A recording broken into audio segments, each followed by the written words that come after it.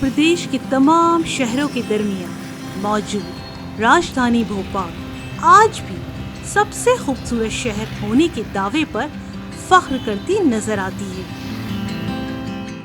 और इस फख्र का राज नवाबी दौर की काबिल रहनुमाओं की तामीरात का शौक, और उन्हीं में से एक नवाब शाहजहां बेगम, जिनकी दौर हुकूमत में भोपाल शहर को शानदार तारीखी यादगारें तोहफे में मिली।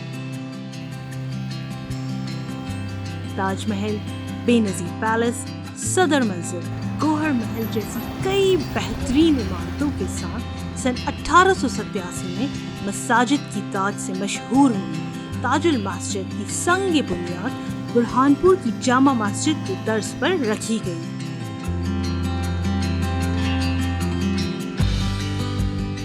रियासत भोपाल की हुक्मरान नवाब शाहजहां बेगम ने अपनी दौरे हुकूमत में हिंदुस्तान की इस अजीम शान मस्जिद यानी ताजुल मस्जिद की तामीर का मंसूबा अपने रिहाइश का भोपाल के ताजमहल के साथ ही बना लिया था।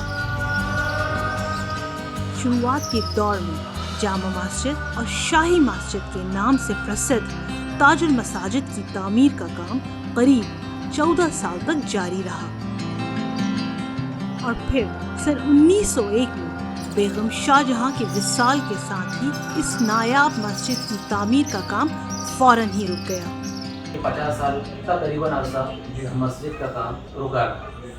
तो उसके बाद में आपके वालिद मोहतरम जनाब इमरान खान साहब नदवी अजहरी साहब ने जो उनके जहन में ये सब ख्याल कैसे आया कि इसका होना चाहिए, या ये किस तरीके से ये आगे काम बढ़ा है इस मस्जिद का? जी हाँ, असल में ये बताया जाता है कि यानी ये बुनियाद भी कही जाती है हक़ाइक़ के तौर पर कि जो माँ बेटी में इख्तिलाफ था सुल्तान जहाँ बेगम में और शाहजहां बेगम में, उसकी वजह से भी ये थोड़ा सा नुकसान हुआ। और दूसरी बात यह कि बस तवज्जो नहीं हुई, यानी अल्लाह ताला चाहता है कि जैसे वालिद साहब फरमाते थे कि अल्लाह ताला चाहता था कि भोपाल और हिंदुस्तान और दुनिया के तमाम मुसलमानों को ताजुल मसाजिद की तकमील का सवाब मिले। ये एक वजह हो सकती है कि जैसे हदीस शरीफ में आता है कि जो अल्लाह के लिए घर बनाएगा जन्नत में अल्लाह उसका घर बनाएंगे, तो अल्लाह ताला ने चाहा कि सबका घर बने, तो ये वजह भी हुई। करीब 50 साल का लंबा अरसा गुजर जाने के बाद अल्लाह जल्ले शानहू की मेहरबानी से एक बार फिर सन 1971 में इमरान अजहरी नदवी के जरिए से मसाजिद की तामीर का काम शुरू हुआ।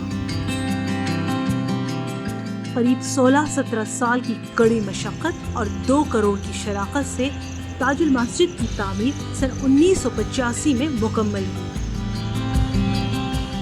वालिद साहब फरमाते थे कि वो बचपन से जब वो गुजरते थे यहाँ से तो गोया एक एहसास होता था उनको कि ये इतनी कीमती मस्जिद अगर टूट गई और अगर ढह गई तो क्या होगा, इसे कैसे मुकम्मल करना चाहिए। अल्लाह ताला ने चाहा, जिससे चाहते काम लेते हैं। पीर नईमिया साहब ने वालिद साहब को हुक्म दिया कि भाई मौलाना इसको आप पूरा करिए। बहुत भोपाल में बहुत बड़े लोग हैं, काबिल लोग हैं, लेकिन मैं तो ये समझता हूँ कि आप ही इसे पूरा कर सकते हैं। आप सब भाई नवाब पूरा नहीं कर सका, मैं कैसे करूँगा। फरमाया कि कुछ नहीं कहो, बस मेहनत करो, कोशिश करो, अल्लाह ताला पूरा करेगा। और अब उसका वक्त आ चुका है, क्योंकि एक इस हिस्से में जो औरतों का हिस्सा है इसमें एक बहुत बड़ा पत्थर गिरा और उसकी आवाज़ से गोया परेशान आ गए लोग।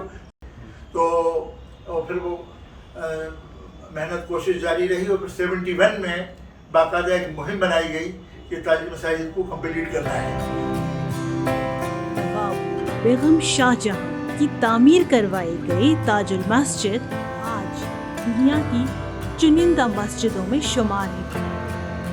ताजुल मस्जिद स्पेन की जामिया कुर्तुबा से बड़ी है और लाहौर में तामीर बादशाही मस्जिद का सहन इससे थोड़ा बड़ा है।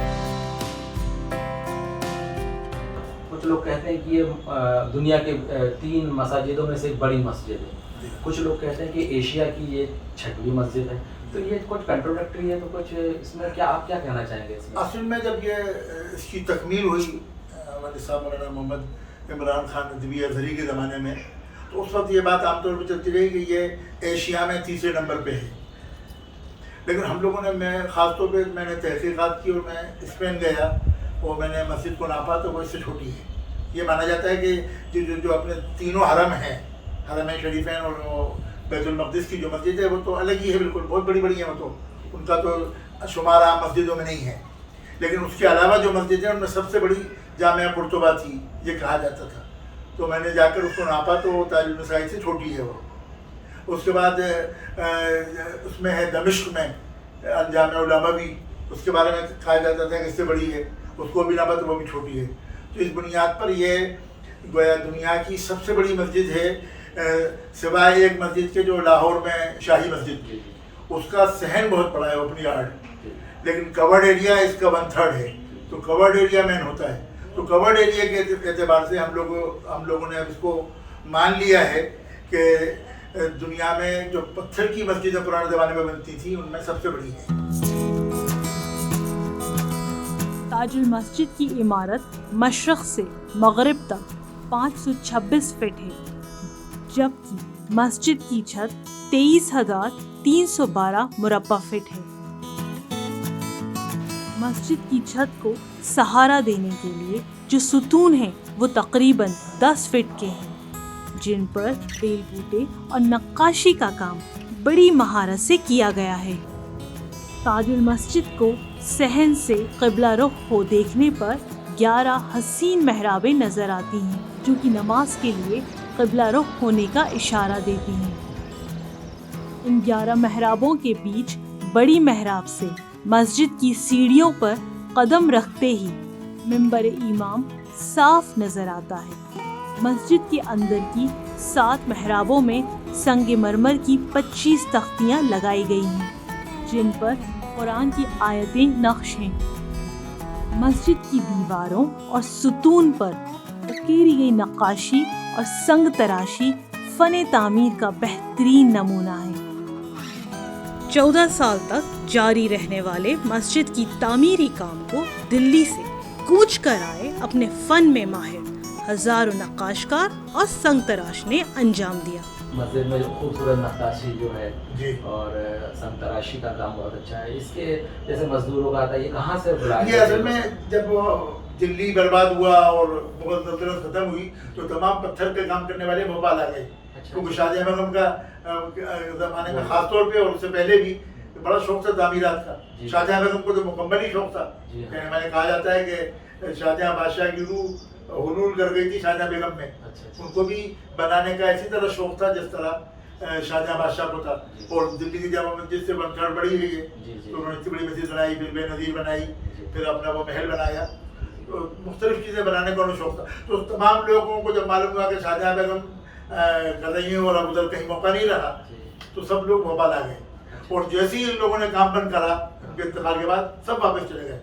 جب ہم لوگوں نے کام شروع کیا والد صاحب نے تو کوئی ایک آدمی نہیں ملتا. مسجد کی شمالی اور جنوبی دیواروں پر پتھروں کی جالیوں کا استعمال ہوا ہے. انہیں دیکھ کر ایسا محسوس ہوتا ہے جیسے پتھروں کو موم کی طرح پگھلا کر جالیوں میں ڈھال دیا گیا ہو. مسجد کی دونوں بڑی میناروں کی اونچائی 228 فٹ ہے جو کہ اپنی مثال آپ ہیں.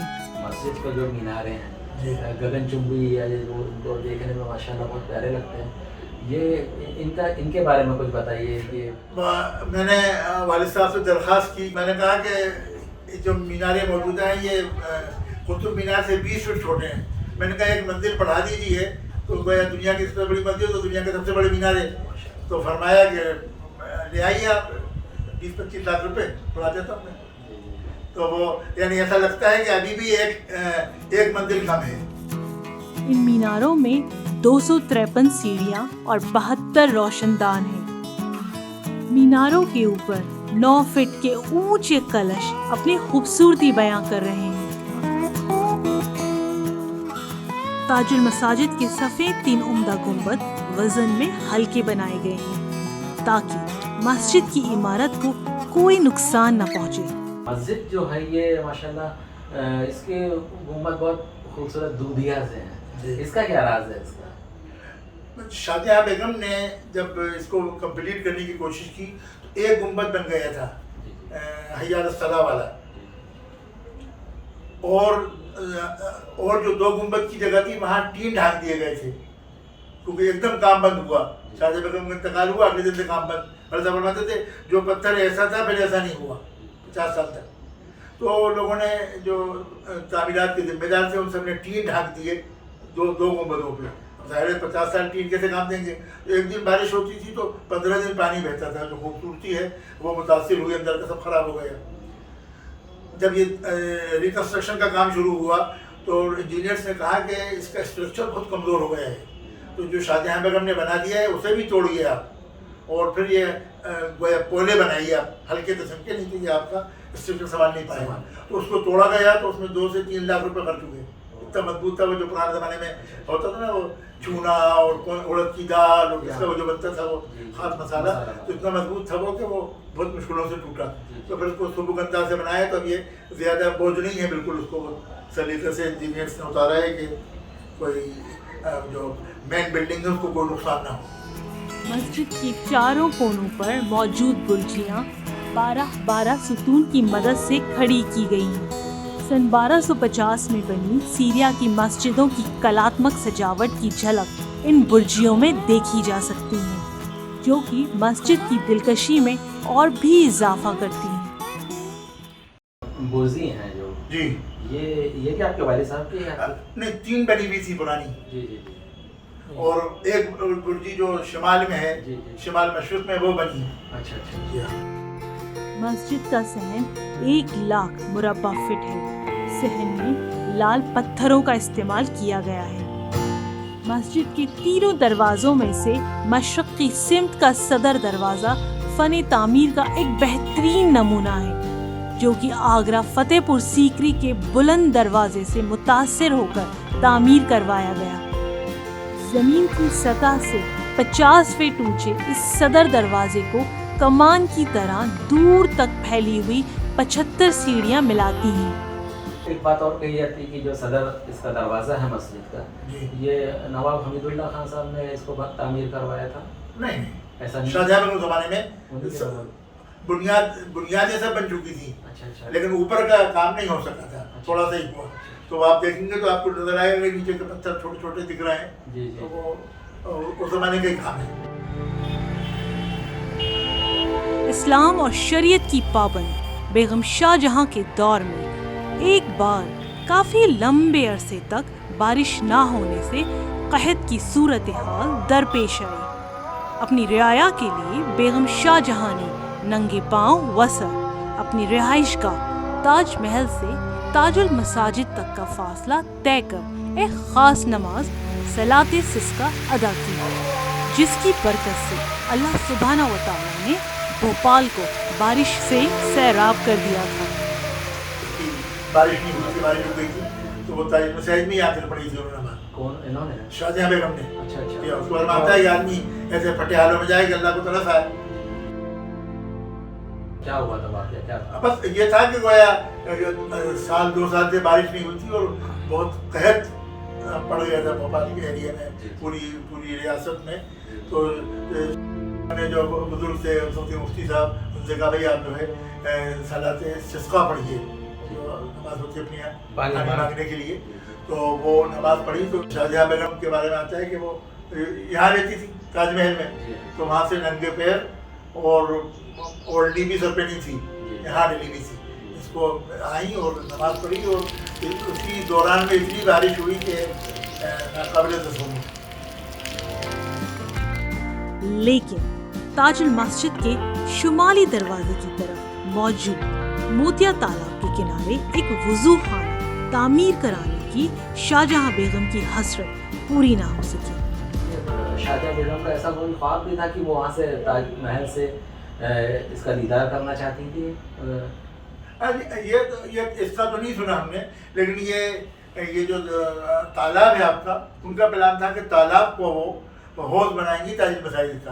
اچھا اچھا اچھا، جو زینے دکھتے ہیں وہاں وہ اس لیے تھے اصلاً، یوں کرتے ہوئے جا کے اس شمالی جو دروازہ ہمارا سامنے دکھ رہا ہے اس سے جوڑ دیں گی، تو 2000 آدمی ایک وقت میں وضو کریں گے، ہر چیز اتنی بڑی ہو کہ گویا ताज मसाजिद के लायक हो, जी। लेकिन फिर वो जब इतने दिन पड़ा रहा, ये हुआ वो हुआ, तो धोबियों ने कब्जा कर लिया। फिर क्या हुआ, फिर मजबूरी में हमें वो दीवार बनाना पड़ी।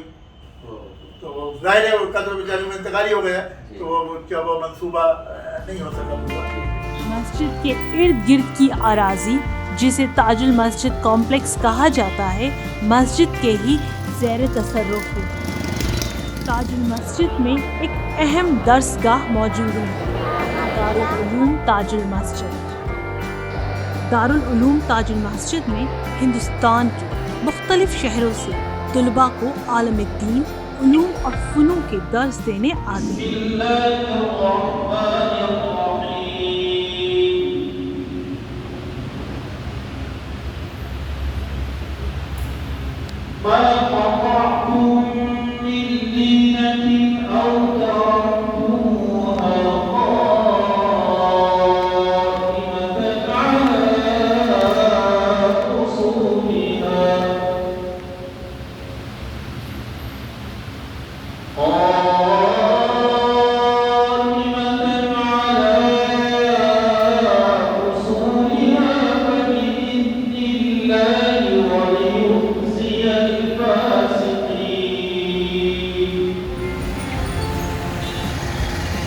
इसके अलावा अल्लामा सैयद सुलेमान नदवी के नाम से मौसूम एक शानदार कुतुबखाना भी यहाँ कायम है। 4 लाख स्क्वायर मीटर के रकबे में तामीर शुदा ताजुल मस्जिद में तकरीबन 1.25 लाख नमाजी एक साथ बाजमात नमाज अदा कर सकते हैं। वहीं ताजुल मस्जिद का शुमाली हिस्सा ख्वातीन की नमाज और इबादत के लिए रखा गया है, जबकि मगरिबी हिस्से में इबादत गाह है। ये औरतों का हिस्सा जो है, इसमें कभी गए हो आप, यहाँ भी देखिएगा, 2 जो इधर उधर के हैं वो औरतों के लिए हैं। अच्छा, बने हैं। इस जमाने में बड़ी अहमियत है इस बात की। तो हमारे यहाँ तो बाकायदा नमाज होती है, इस वाले में तो खासतौर पर होती है, हैया अल फलाह में बहुत बड़ी जगह है लेडीज के लिए। और उसमें जाली ये तो देखिए आपका खूबसूरत, एक ऐसी जाली बनाई है कि नीचे से हवा जा रही है, बेपर्दगी नहीं होती, और पत्थर के दरवाजे हैं, खिड़का तो खिसक जाते हैं फिर जुड़ जाते हैं। अच्छा, ऐसा इसको भी यहाँ से भी देखिएगा। जी। यहाँ से दिख रहा है, यहाँ से एकदम दिखेगा अभी आपको, यानी मेन हिस्सा पूरा मर्दों का है, और 2 तरफ बहुत बड़ी जगह, एक उधर और एक इधर बराबरी के साथ। तो इसको हम लोगों ने बाकायदा काबिल इस्तेमाल बना लिया, और उसको भी जरूरत पड़ेगी आगे तो उसको भी बना लीजिए। आजकल नमाज पढ़ती है लोग, एक ज़माने में परेशानी होती थी कि वो नमाज औरतें बाजार में हैं, नमाज पढ़ने मस्जिद में नहीं जा सकती, रिवाज नहीं था अपने यहाँ। तो हमारे यहाँ तो बाकायदा आती हैं, और हम लोगों ने बाथरूम भी बाकायदा बना दिए हैं, मर्दों के अलग और औरतों के अलग। ताजुल मस्जिद में 5 वक्त की फ़र्ज नमाज के साथ नमाज जुमा, ईद उल फित्र, ईद उल अज़हा की नमाज भी अदा की जाती है। ताजुल मसाजिद में क्योंकि 200-300 गाड़ियाँ खड़ी हो सकती हैं, इसलिए हर आदमी चाहता है कि यहीं जुमे की नमाज पढ़े, तो बहुत रश होता है। और ईद के दिन तो ये पूरी मस्जिद भर गई और पूरा मैदान भर जाता है। बेगम शाहजहां के विसाल के बाद लोगों को दरवेश की बात पर यकीन सा हो चला था, जो कहता फिरता नहीं बन सकती, ताजुल मसाजिद नहीं बन सकती। लेकिन आज अपनी आन, बान और शान के साथ खड़ी ताजुल मस्जिद अपने रब की तारीफ बयां कर रही है।